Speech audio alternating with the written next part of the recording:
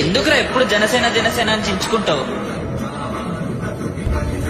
2014లో శ్రీరాముడికి హనుమంతుడున్నట్టు జనం కోసం జనసేనని మొదలుపెట్టాడు.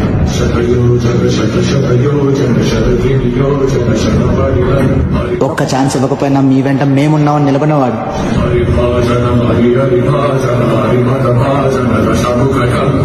రూలింగ్ పార్టీ ఎంత స్ట్రాంగ్ గా ఉన్నా తప్పు చేస్తే అడ్డంగా నిలబెట్టేసిన వాడు.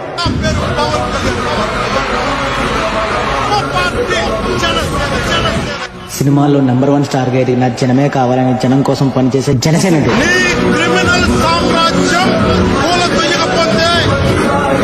పీఎం నరేంద్ర మోడీ గారే మేరా సాత్ పవన్ హై అని గర్వంగా చెప్పించుకున్నవాడు.